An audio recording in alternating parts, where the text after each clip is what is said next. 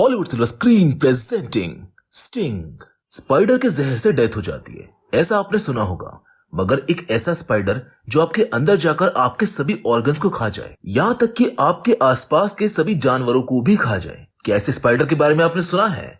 आज की हमारी कहानी एक ऐसे ही स्पाइडर के ऊपर है जिसने धीरे धीरे अपने आसपास के सभी लोगों को खा लिया है। तो चलिए शुरू करते हैं इस मजेदार जर्नी को। इस फिल्म की शुरुआत में हम हेल्गा नाम की एक औरत को देखते हैं जो इंसेक्ट कंट्रोल डिपार्टमेंट में कॉल करके अपने घर में एक इंसेक्ट होने का दावा करती है, जिसकी बातों को सुनने के बाद हम जान पाते हैं कि उसको भूलने की बीमारी है, जिस वजह से उसने अपना नाम अपने अपार्टमेंट में लिखकर रखा हुआ था। जिसके थोड़ी देर बाद हम देख पाते हैं फ्रैंक नाम के एक आदमी को जो उसके घर पर आता है। वो उसी कंपनी से आया था जहां हेल्गा ने कॉल किया था। वहां आने के बाद जब वो हेल्गा के रूम की तरफ बढ़ रहा होता है, तभी वेंटिलेशन चेंबर के अंदर से उसको अजीब सा लिक्विड बाहर आता हुआ नजर आता है, जो बाहर आकर जम गया था और उसमें से बहुत बुरी बदबू आ रही थी। अभी फ्रैंक इस बात पर ज्यादा ध्यान नहीं देता और हेल्गा की डोरबेल बजाता है। यहाँ फ्रैंक की बातों से हम जान पाते हैं कि असल में हेल्गा ने पहले भी कुछ लोगों को सेम कंपनी से कॉल करके बुलाया था, मगर उन लोगों की गाड़ी अब भी बाहर के बाहर ही खड़ी है।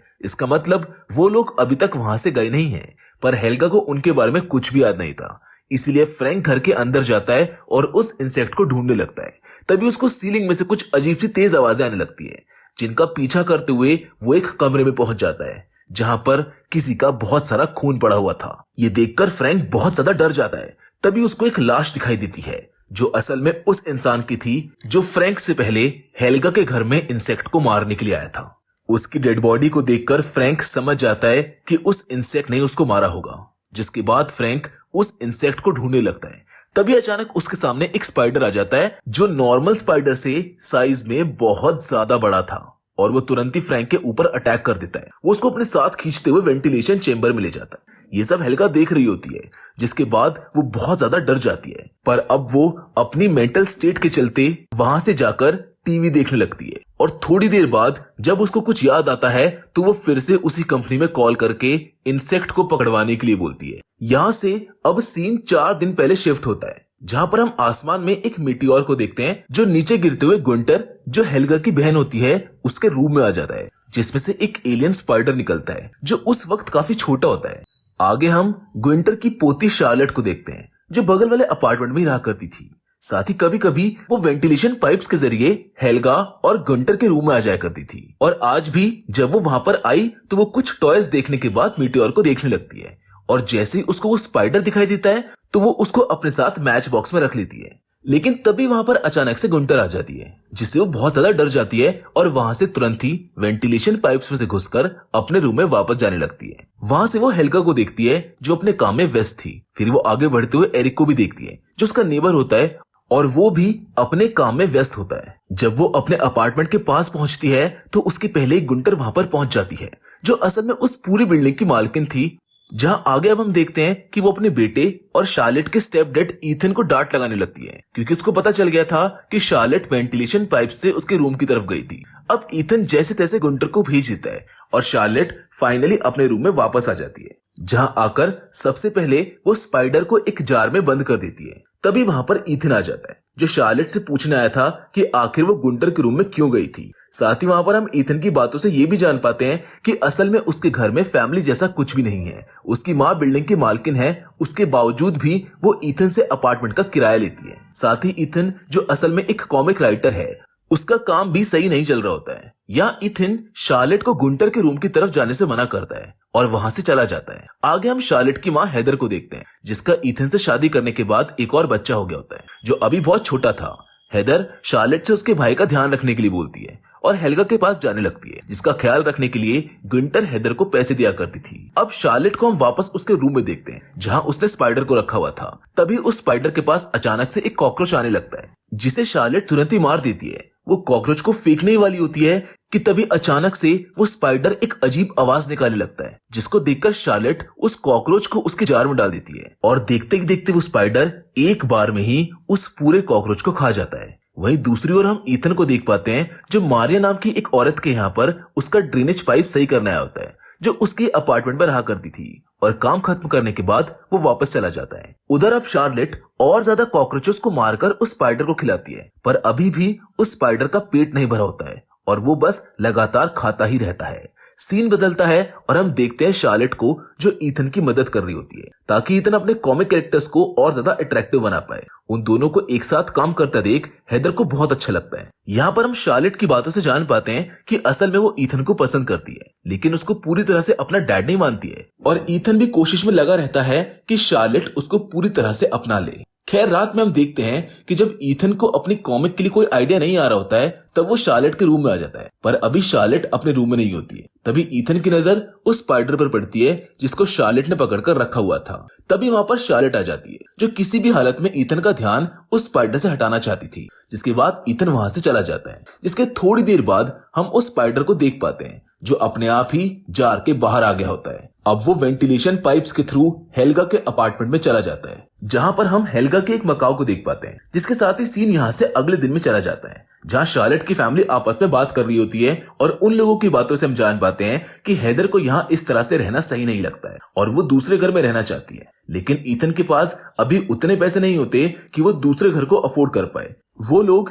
इन सब के बारे में अभी बातें कर ही रहे होते हैं कि तभी अचानक से उन्हें गुंटर के जोर से चिल्लाने की आवाज आती है और जब वो लोग उसके अपार्टमेंट में जाकर देखते हैं तो वहां पर गुंटर का मकाऊ बहुत बुरी हालत में मरा हुआ पड़ा होता है। उसकी पूरी बॉडी को किसी जानवर ने काट लिया था, जो देखकर ईथन और बाकी सभी बहुत ज्यादा हैरान होते हैं, पर अभी उनको लगता है कि ये सब किसी चूहे का काम होगा। पर जब वहां पर फ्रैंक को चेकिंग करने के लिए बुलाया जाता है तो फ्रैंक समझ जाता है कि ये काम किसी बहुत खतरनाक इंसेक्ट का है, इसीलिए वो हर जगह उस इंसेक्ट को ढूंढने की कोशिश करने लगता है। इधर शार्लेट अपने रूम में आराम से स्पाइडर के पास बैठी होती है कि तभी स्पाइडर को एक बिल्ली की आवाज आती है, जिसको सुनकर वो खुद भी बिल्ली की आवाज को मिमिक करने लगता है। अब ये देखकर शार्लेट शॉक्ड रह जाती है।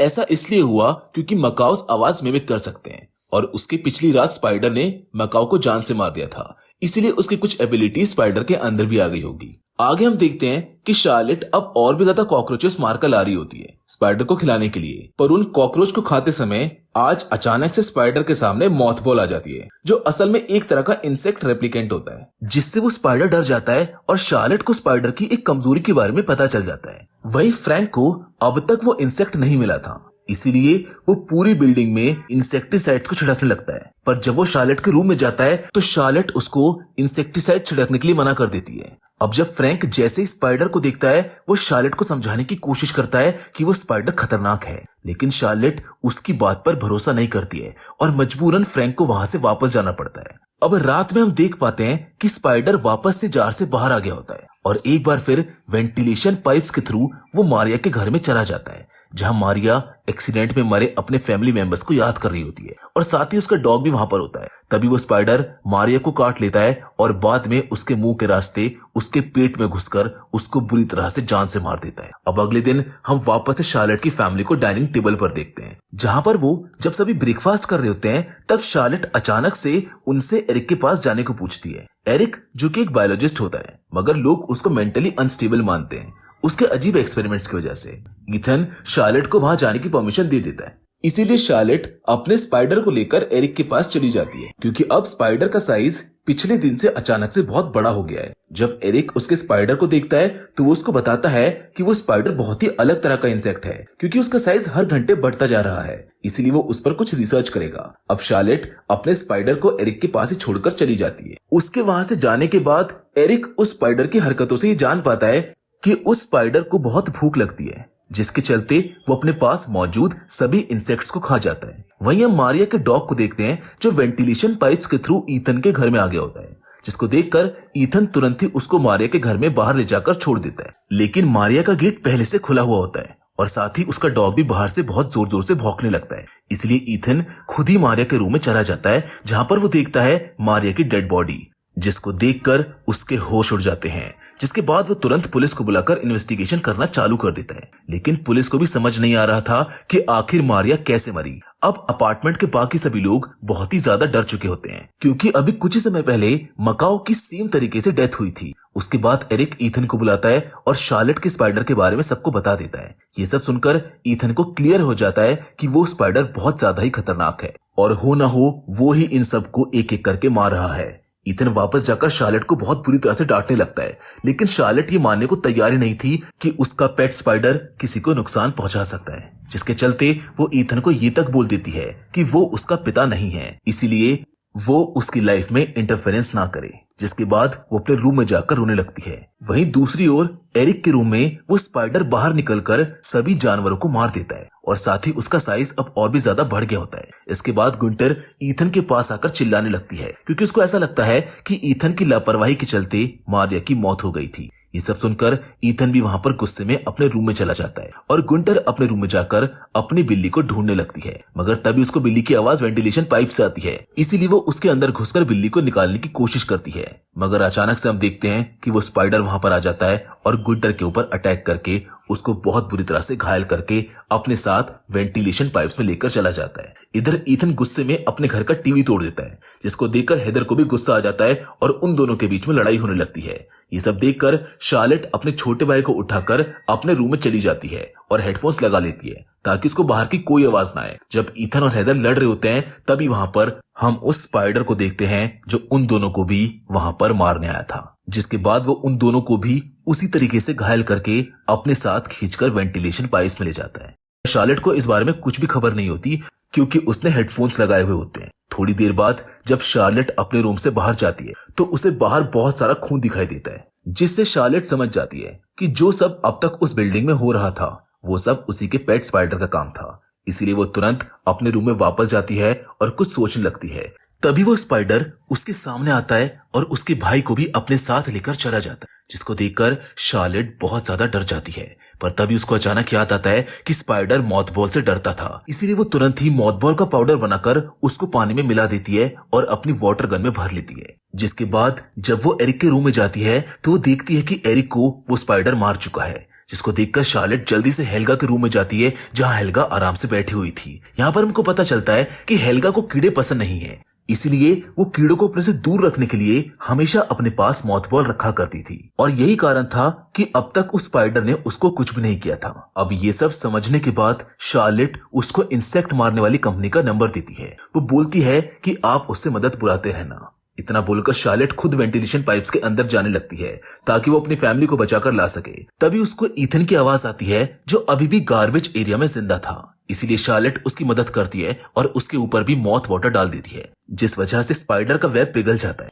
ईथन फ्री हो जाता है, लेकिन अब तक स्पाइडर को सब कुछ पता चल चुका था, इसीलिए वो तुरंत ही वहां पर शार्लेट के ऊपर अटैक करता है, पर शार्लेट मॉथ वाटर से उसको वहां से भगा देती है। उधर हेल्गा ने भी फ्रैंक को कॉल करके घर पर बुला लिया होता है और ये वही सीन था जहां से मूवी की शुरुआत हुई थी। स्पाइडर फ्रैंक को अपने साथ पकड़कर ले जाने लगता है, लेकिन फ्रैंक के पास एक नेल गन थी जिसकी मदद से वो तुरंत ही स्पाइडर के ऊपर अटैक करता है और उसको कुछ देर के लिए वहां से भगा देता है। पर तभी वहां पर अचानक से बहुत सारा पानी लीक हो जाता है, जिस वजह से उन पर लगा हुआ मॉथबॉल का असर कम होने लगता है और अब स्पाइडर उसी चीज का फायदा उठाते हुए फ्रैंक को खींचकर अपने साथ ले जाता है। पर अब शार्लेट और ईथन किसी भी तरह से अपनी फैमिली को बचाना चाहते थे, इसीलिए वो उसी जगह पर जाते हैं जहां पर स्पाइडर ने ईथन को रखा हुआ था। जहां आसपास ढूंढने पर ईथन को गार्बेज कंटेनर के अंदर हेदर और उसका बेटा भी मिल जाते हैं, जिसको देखकर वो तुरंत ही उन दोनों को फ्री कर लेता है। चारों फैमिली मेंबर्स एक दूसरे को गले लगा लेते हैं, लेकिन तब तक वो स्पाइडर वहां पर पहुंच जाता है। ईथन